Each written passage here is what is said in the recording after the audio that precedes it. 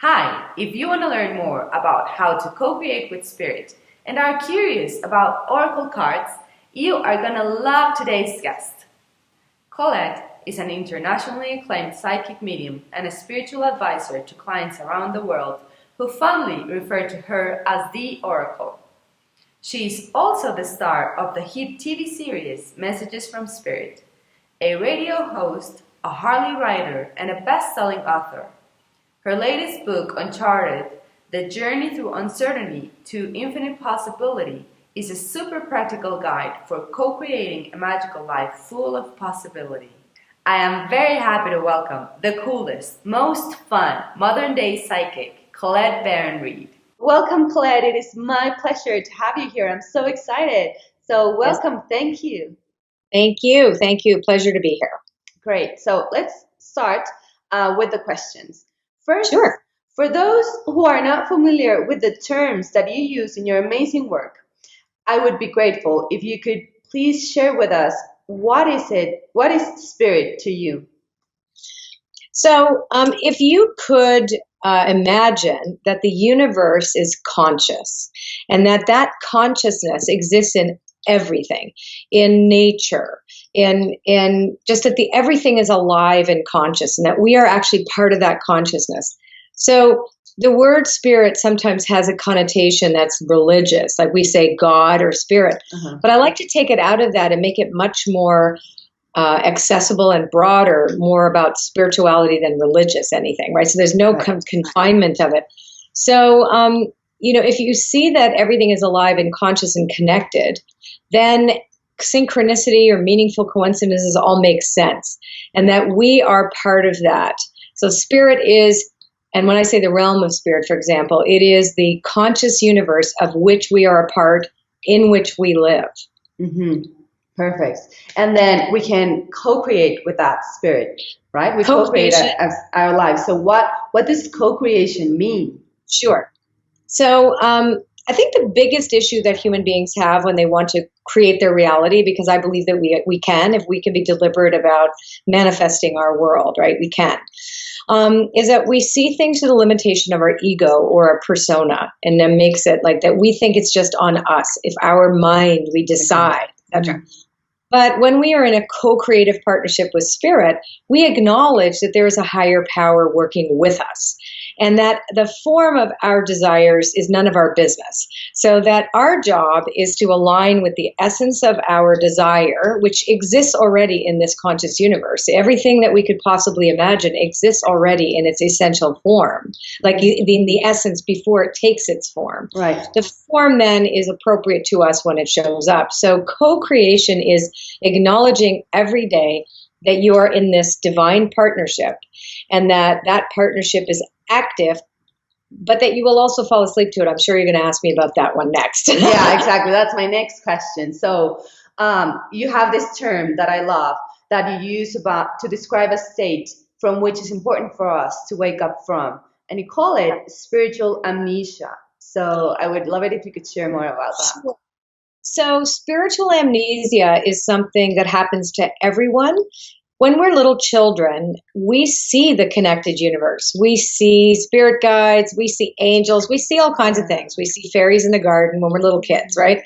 And then what happens is that we then become much more defined by our environment and the training, the psychological training and conditioning that we have from our parents, our peers, etc.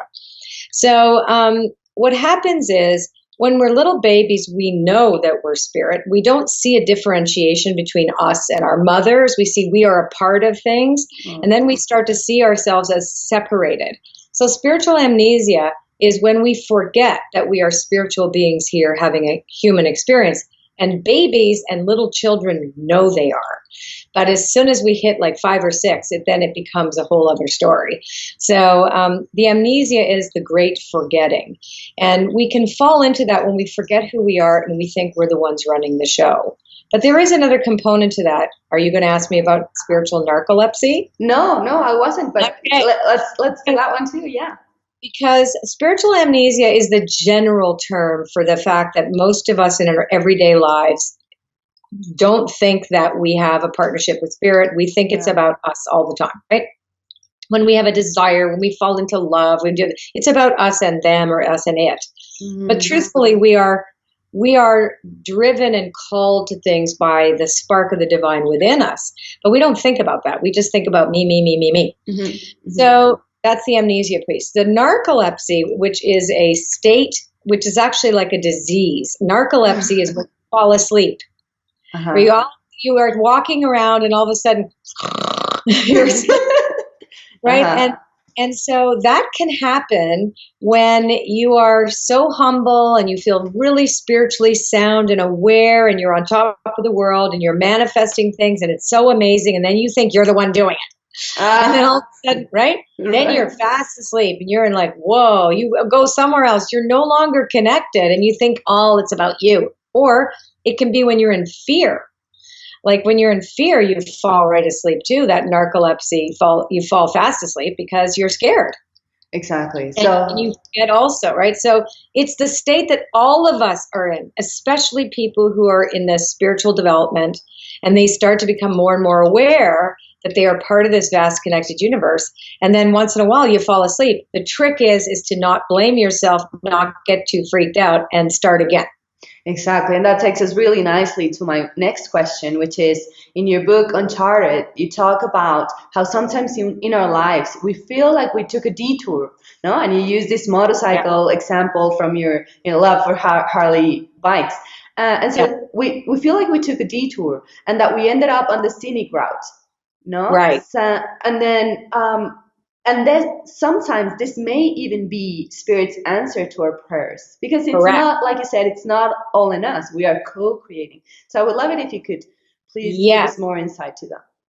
Sure. Detours are not always sabotaging, right? Like we think they are. If we don't get what we want, or we make a choice that takes us to another direction. Like, for example, a good example is when I left Hay House, my publisher, for a more mainstream publisher.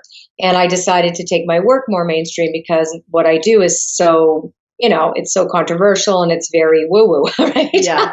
So I thought, no, I'm going to reach more people if I go mainstream.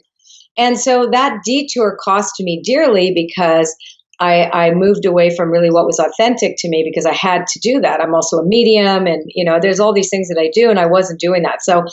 So however, if I were to look at it as a mistake, or that I sabotaged myself, I would not be seeing the gift in it, which was that I really did find my authenticity in it. And now I have no doubt whatsoever in my mind who I am. But I had to go in that big direction. Like I had to really make a huge change.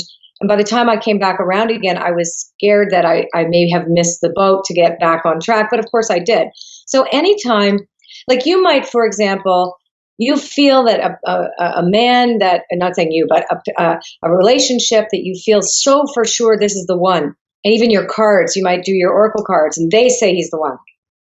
But it turns out he was the one that hurts you the most. Yeah. So that you would make a big change in yourself to finally recognize a pattern that wasn't in your highest good, so that you can change it. So you see what I'm saying? So Detours are actually ways, if we set in motion a desire or an intention to manifest something, but Spirit knows we're not ready. Well, we're going to be going through these steps, and what appears to be a detour where we're like on the scenic route, we're looking like, oh yeah, that's nice over there, but I'm not going where I think I'm going. But you get back to the place where you really should be, that in the highest good for you and what is appropriate for you. Yeah.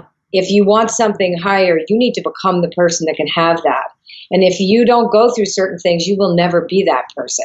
So I recognize that this is so key that people not judge it as bad.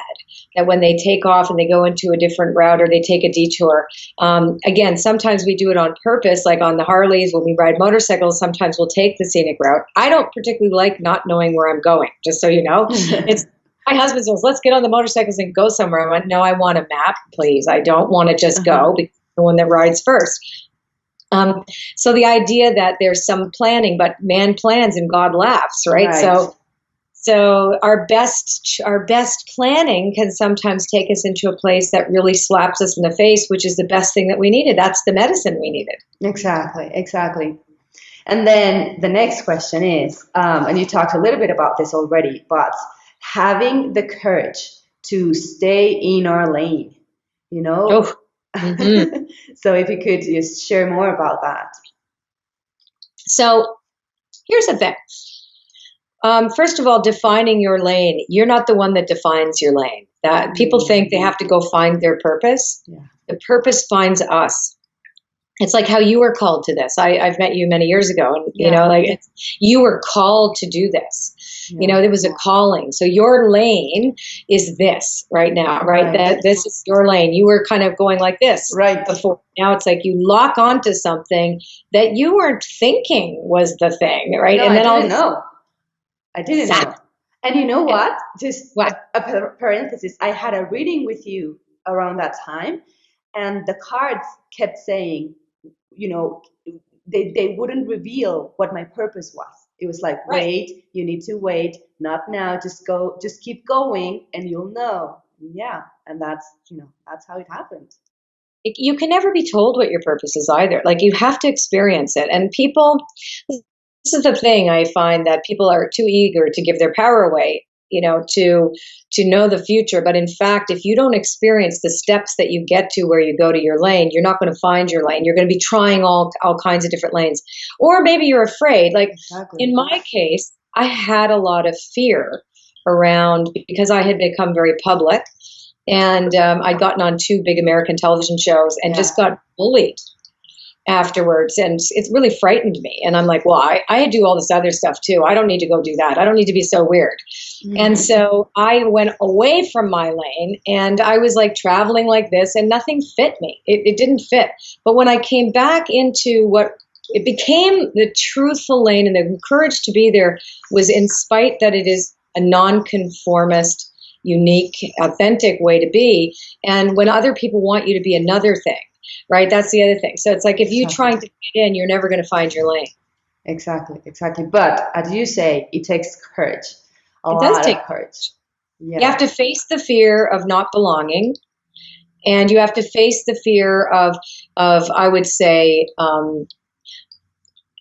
people's prejudices sometimes, and it could be anything. I'm talking about anything. If your family wanted you to be a doctor and you want to be a dancer, they're always going to. You're never. You know what I'm saying? There's always going to be pressure to become something else. So it could be anything. In my case, it's that I'm a medium. I talk to dead people. I create oracle systems. I do all these really unusual things, and I am also a brilliant strategist. I'm an intuitive strategist in business. Yeah. So but I was trying to make it all just be one thing, because I thought that would be more acceptable. And a lot of people, and I'm sharing this so that people can identify, like, I don't want to come right out of my closet either. But I guess until you do, you'll never be 100% okay with yourself. Exactly. And then there's this other metaphor that you use for personal power. And this is incredibly useful. I loved it when I read it in your book. And you talk about how this, you know, I'll let you go to it, but how it is important for us to not fear it, but learn to tame it and then fly free atop of it. So if you could share it, I would love it. And we sent you a meditation to give to your people too, right? A meditation, so you can have that for them. Yeah. So I have a part of my book called How to Tame Your Dragon. And a dragon is a symbol for power. And typically, we tend to repress our own personal power for conformity, right? Because we want to belong or fit in. Especially if you're in a macho environment too, women and men. There's a night, right? It's like women can't be the same. I know. So that has to change. But there's centuries of this inequity that happens. So you'll find people having distorted views of personal power and what that could be. Women learn to manipulate as opposed to come straight forward. You know what I'm saying? So this is a way. So and people are afraid of their own power. You know, they don't want it. What if I speak up? What if I shine too much? Oh yeah, the shining. So I say, like, imagine that there is this dragon coiled up inside of you, and you've been feeding it junk food all this time, and it's really has indigestion inside you. And you need to let it fly. And so there's some exercises that actually help you imagine this. that where you get on the back of this imaginary dragon. And if anybody in your people have seen Avatar, the movie Avatar, I'm sure they did. those Yeah. bands where they fly on the back of that, it's just an extraordinary thing. And you can even see the metaphor in that film about how the I can't remember what they're called, the Na'vi have their hair clicks into the dragon and they become one.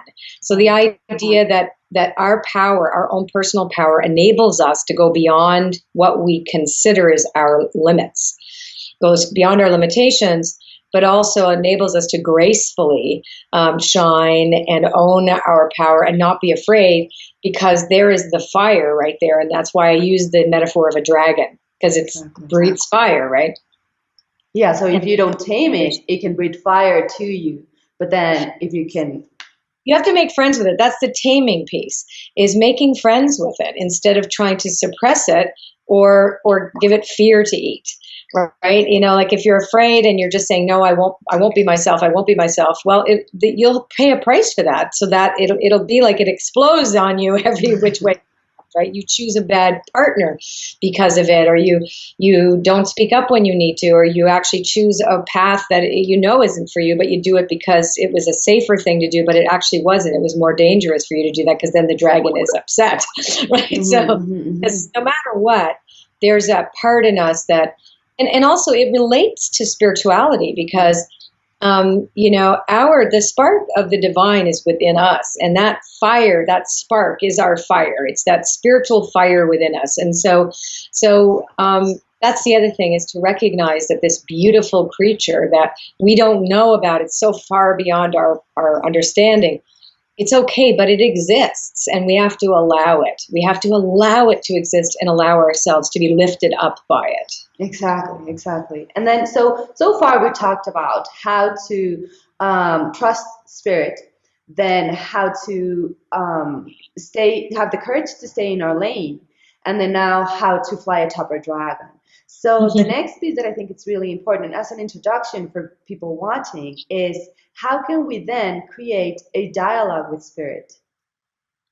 So that's a big question, because I'm a big believer in meditation and prayer, and but I also, I'm launching my Oracle school next month, and so the dialogue, and I bring it up in the book where I talk about methods that we can use to dialogue with spirit. And in my case, I've created these systems of dialogue called Oracle cards, and if anybody's interested, they can go to my website and try them for free. Although they're not in Spanish, but that could be you. We'll see to that, yeah. But we actually do have cards in Spanish, so they sell them in Spanish. But my point is that there are methods that we can use to tune into that dialogue, and knowing when we have a sense, that still small voice within us, when something in nature shows up that asks us to pay attention. So it's really understanding the language of symbolism. And there's so much information right now, given the advent of the internet, all these ancient texts and descriptions and shamanic work, which is very much in South America, it's been a big tradition. And then all these different traditions of being able to see the symbolic meaning of how the world speaks to us is available to everybody. So it's learning how to pay attention to that, because spirit's just not going to come to us in church. Right? So, right. So prayer also is communion with spirit. It's not about asking for daddy to give us a present. Or like, are you going to be nice to me? It's more like that sense of being in communion with this great, awesome, reverent, like having reverence for this extraordinary energy that has created us and given us life, and acts on our behalf and works through us. And we become the artist and the art, the paintbrush and the canvas. We become all of that on behalf of the great artist. Mm. So there's so many things and meditation, I'm going to tell you right now, meditate every single day for 40 minutes minimum, and you will see huge difference in your life. Yeah, I'm sure. Yeah, I'm sure. And then just going a little bit back to the Oracle cards, because we call you the Oracle. Because, and I wanted people to know that you have 27 years of experience. You've 28. read 28 now. You've read for over 50,000 people in 29 countries. Yeah. So you're a true Oracle expert. And I am.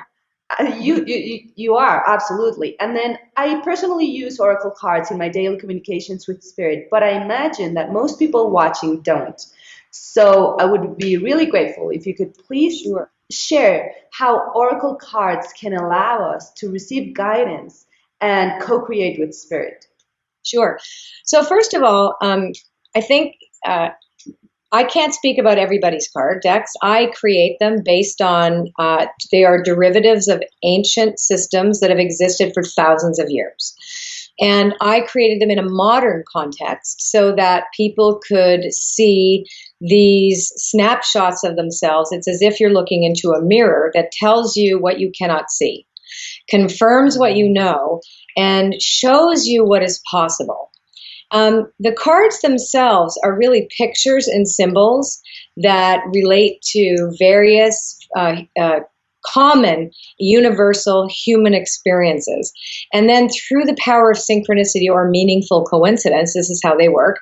When you approach an oracle and you ask always for the highest good and you just say, what do I need to know about this situation? Okay. And so it's meant not so much, like I don't create cards for fortune telling. That's not what I do. No. This is about a deeper connection to you, yourself, like you, understanding self-awareness, being able to move away the obstacles that stand between you and your greatest dreams and desires and your connection to spirit. And then a dialogue that enables you to see what you can't because you have a bias or a desire that prevents you from seeing the truth about something. Mm-hmm. So that's what the cards are. They're truth tellers. And they're energy trackers. Right. I apologize. I have a bunch of dogs here that are going to bark now. Yeah, that's perfect. Love them. Love them. But then... Sorry. So when people want to try an oracle card, all they have to do is try it. I always just say, don't be scared. There's nothing scary. And when a card, like a lot of people have superstition and some kind of idea about what they are because of the lack of education and the lack of understanding about what this really is. Because people think, ooh, it's going to say something bad. Well, they never say something bad. Mm-hmm. They always tell you the truth, right? And then give you an opportunity to change that, course correct, and get closer to your higher power and your dream. Mm-hmm. And I think sometimes people are afraid to use them because they don't know who are they going to be communicating with. Oh, right? You only communicate with spirit. That's exactly it. I mean, that's what I'm saying. My cards are only created for that.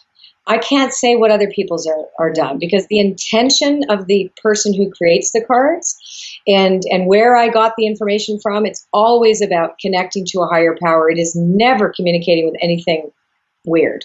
Exactly. There's nothing evil. No, but they do have to be careful on what cards they do select. So, I can only speak for mine. Exactly.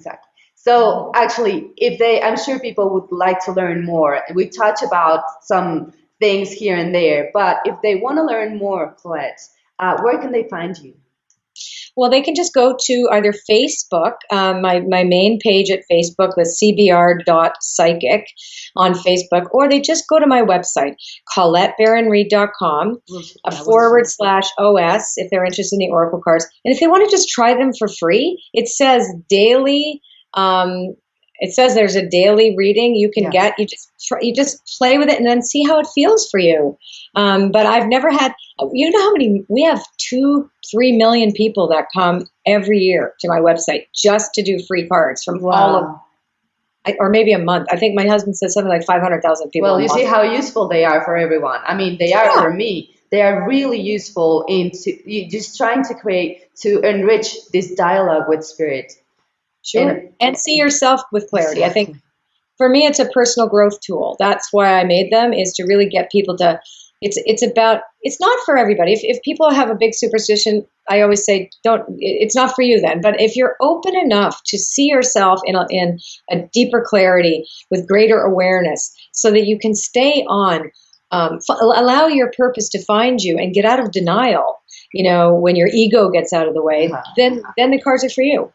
Yeah, and they can try them for free in your website, and they can learn more. You also have an Oracle school. They can learn all about it in your website. Correct. Well, thank you so much, and thank you on behalf of everyone watching, because I'm sure they'll be grateful for everything you've just shared. Thank you. Yes. Buenos goodbye. dias. No, goodbye. No, goodbye is adios. Adios. All right. We love you, Colette. Thank you so much. It's very Bye. cold here. That's why I'm dressed up like this. It's freezing. Oh, that's perfect. You look beautiful as always.